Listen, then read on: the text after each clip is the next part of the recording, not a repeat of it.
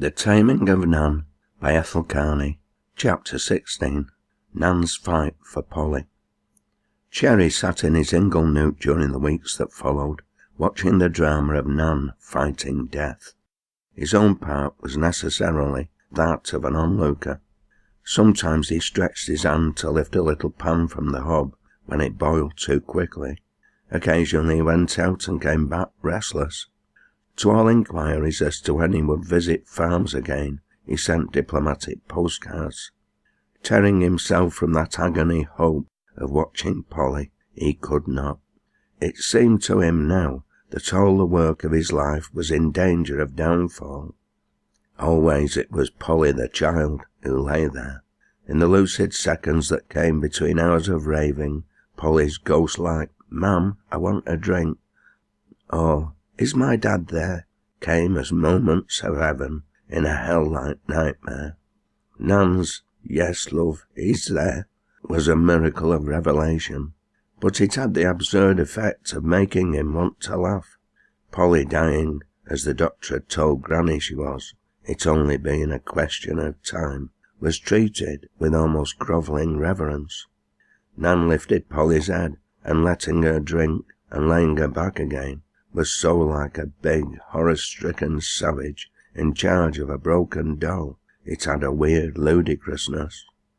Whilst in between was the attending on Becky and the pink baby, who was, said Cherry, a most awful drinker. The cobbler's wife came every morning at 9, and what she called saw Becky right in that little room upstairs, and each time argued with Becky on the reason why she should call the boy Saul, after an uncle of herself, the cobbler's wife. To all of which Becky would only reply, "How's Polly?" which the cobbler's wife told Cherry a safety pin in her mouth showed a lack of motherly feeling. After her outcast misery, Becky had seen in Polly an angel whose influence had brought her to a clean bed and a window that looked out on hope. The strange way in which the Cherry Castle, once the stronghold of individual selfishness, had been turned into a port of rescue was another of the things that amazed the boss of the castle. But the most amazing feature was Nan. It seemed as though Nan's astounding vigour of body, tenacity of mind, even her very savagery, had been given her for this one supreme struggle. It was not the tender patience of the average woman appealing to omnipotence. It was the unreasonable, superhuman efforts of a hooligan struggling against deity. Always, in her blue-checked apron and the gaudy little shoulder shawl that was Cherry's Christmas present, he saw her fighting for the life of her cub, in this flowering of motherhood that made her a cactus rather than a rose. She was never tired. She never seemed to sleep. She was jealous if any other woman took a turn for even an hour. If someone would be almost dead always, Cherry saw Nan with a pair of wings budding. It was Cherry who did the wincing when Polly's head was shaved. "What's a bit of hair? It'll grow again," she yapped. Her maternity was almost an iron thing, but the only attribute in it of human pathos was her endeavour to surround her daughter with those foolish trifles they had known to give her joy.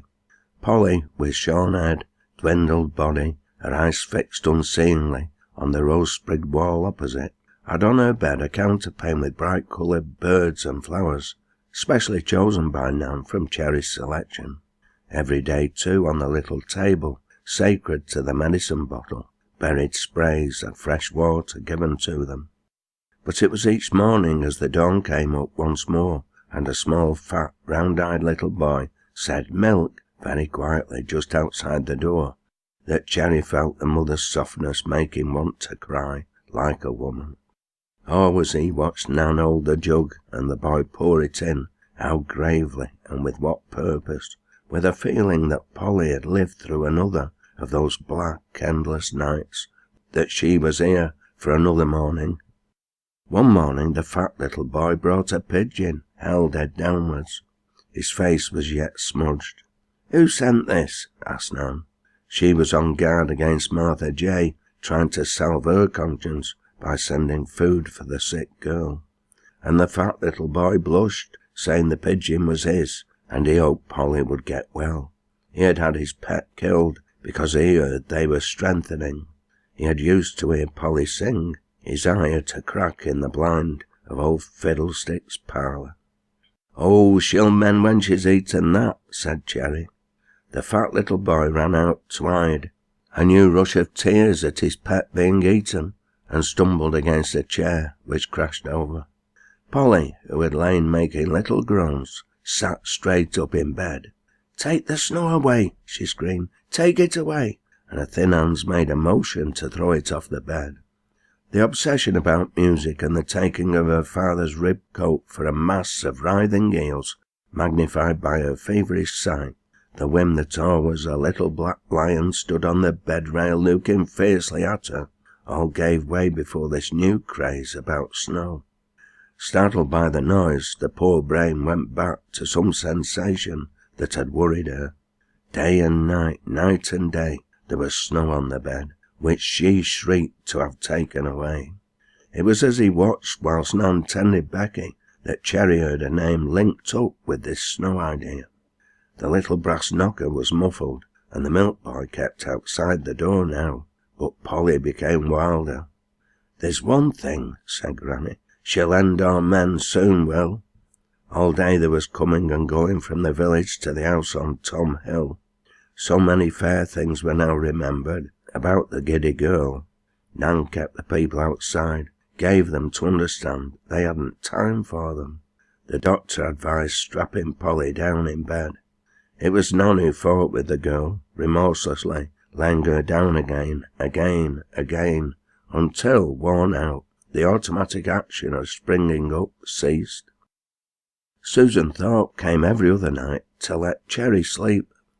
Sometimes Cherry dozed in the corner, always he found Nan with wide-open eyes. Sometimes he thought she prayed. He fancied sometimes she thought this a punishment for her past blasphemies. Nan had never been the same woman since the voice in the night. As Polly became worse, Nan became more of an Amazon, withal a Christianized Amazon. She lifted Polly in her arms like a baby, while Susan drew on the clean sheets. It was as though she had set herself by sheer strength, bodily and of will, to save her daughter's life. Nothing in the house was neglected. Always, in between tasks performed silently, Nan sat watching, pouring drops of nourishment between the girl's lips, or fixing the ice bags, or giving medicine.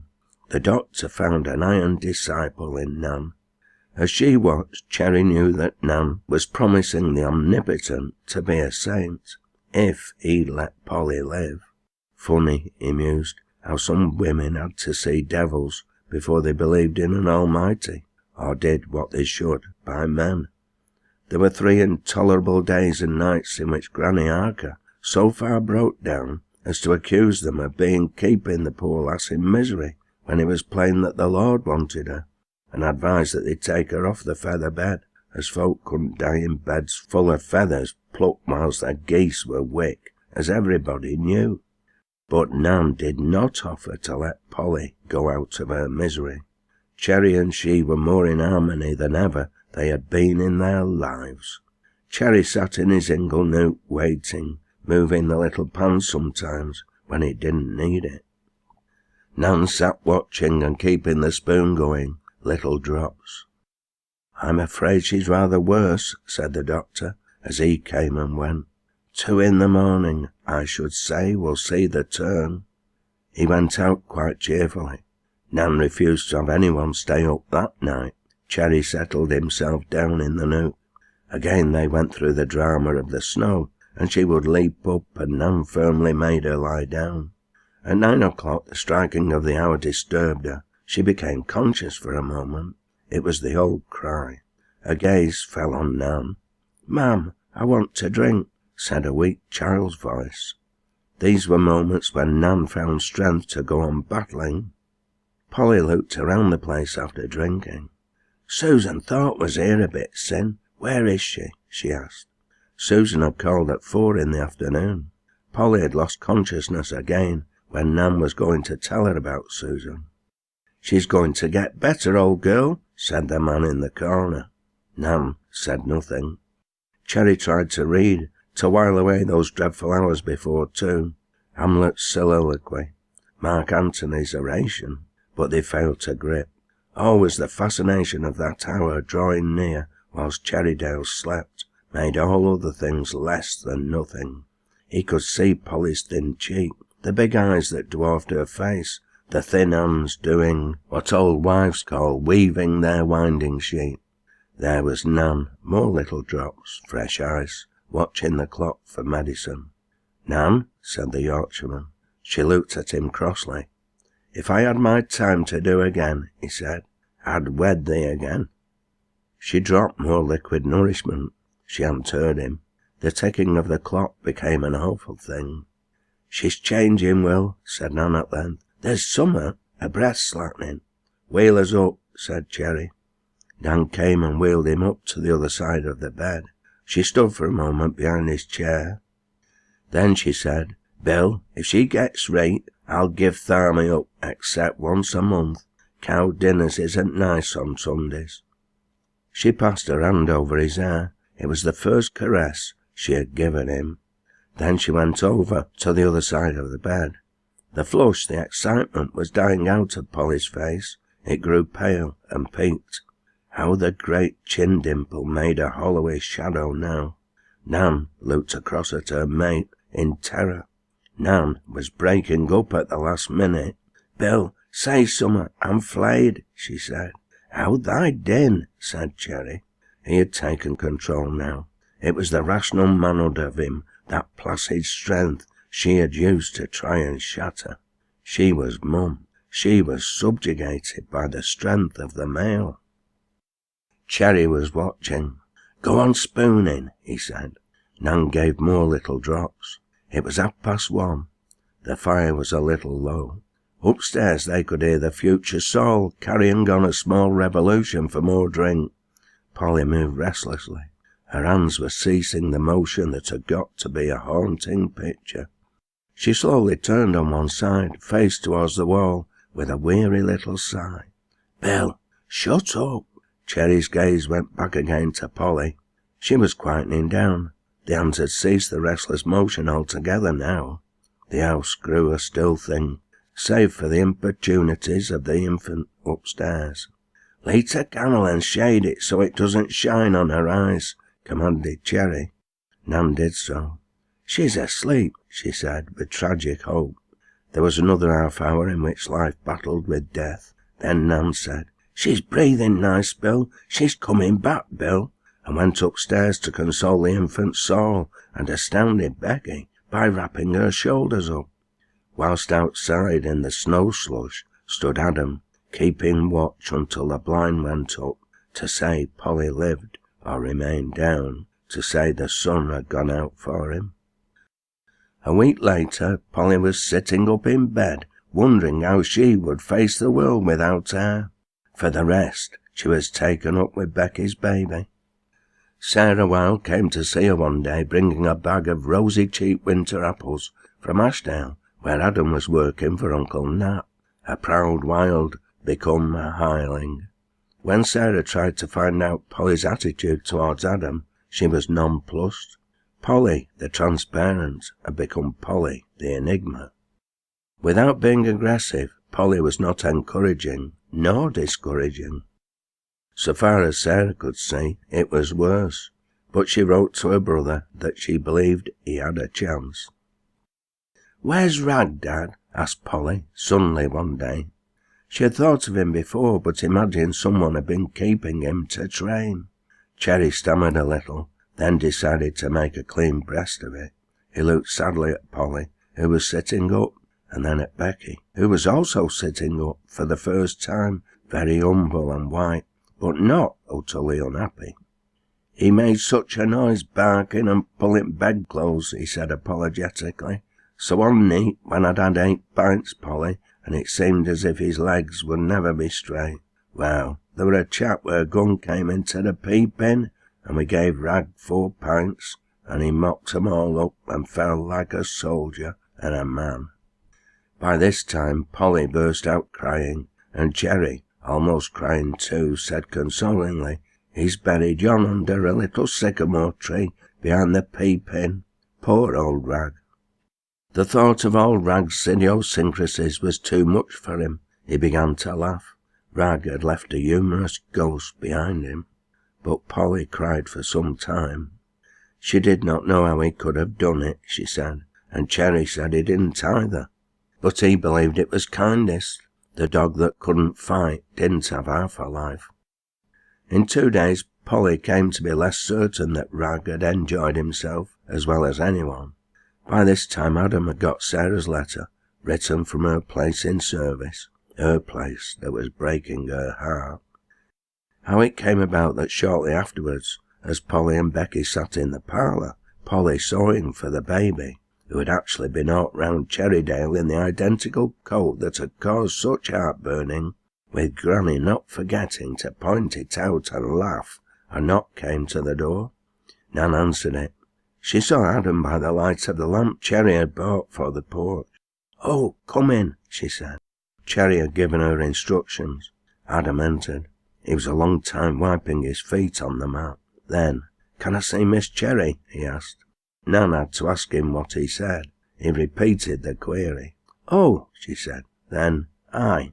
She went into the parlour. "Becky," she said, "I think it's time that child went to bed." Becky took the hint and came out. "Go on," said Nan, and gave Adam a push. Holding his cap very tightly, he crept in. Polly looked up to see him standing there. "Oh!" she exclaimed. He gripped the cap a little tighter. "I came to see if you would marry me," he asked humbly. She was staring at him with those big eyes. That close-cropped head gave her a nunnish look, further carried out by the candle at her side, the worn look of the face that had been so blurred and soft. Then she shook her head from side to side. "Polly," he appealed. "No," said a hard little voice. He did not move. "No," she repeated. She had been to the gates of death and back, and she had come through with that same kernel of hardness he had realized that night. No Wild ever asked a woman twice. He went out. He walked about quite a time, then swung over to Witchgate. The wild pride that hemmed him in was a thing that riled him tonight. He had lost all by wisdom. Wisdom tired him tonight. The cheerful stamping of feet on a sanded-in floor to the strains of a concertina seemed the wisest thing in the world tonight. He cast off the self-esteem that had divided him from other men and crept in humbly amongst them. When he left, it was quite dark. He never remembered much about that night, excepting that a man he had never seen before invited him to sleep in his bed, and that his refusal hurt the man's feelings, so that eventually they were fighting. Somebody, he didn't know whom, parted them. He fell down a bank near the river, scrambled out again, and somehow blundered along to Cherrydale, going by the links. There was a moon, which he was sure was drunk. It was as he went by the path that led to the Cherry Castle that it seemed nothing to ask a woman 20 times if you wanted. Somehow he remembered that Polly had once told him, 1,000 years ago, that she wouldn't have him if he crept on his hands and knees. It became a ludicrous thing. He refused to believe that any woman could refuse any man who crept on his hands and knees. When he got up the hill again, he could hear supper pots clinking, a baby crying, and Cherry's voice and Polly's giggle, weak as it was. There was so much talking, they did not hear him open the door. With the stealth of a madman, he came along the passage and then dropped upon hands and knees. "Oh," said Polly, upsetting her tea. The thing that had wambled in looked up. Please, Miss Cherry, will you marry me?" it said. It was an indescribable scene that followed. Everybody laughed, except Polly.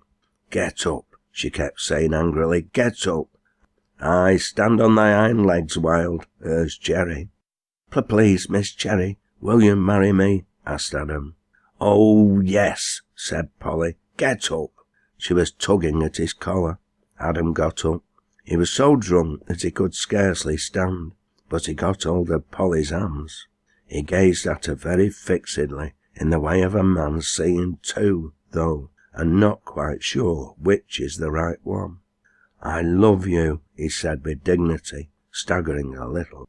"Better than I love the clouds, better than I love the heather when it's purple, better than I love Sag Farm." Then, putting his cap on his head, back to fore, he went out, rather uncertainly, but on his hind legs. "You never know a man till he's drunk," said Cherry afterwards of the event, "and I never liked Wiles so well as when I see how he made a fool on himself. He's a gentleman."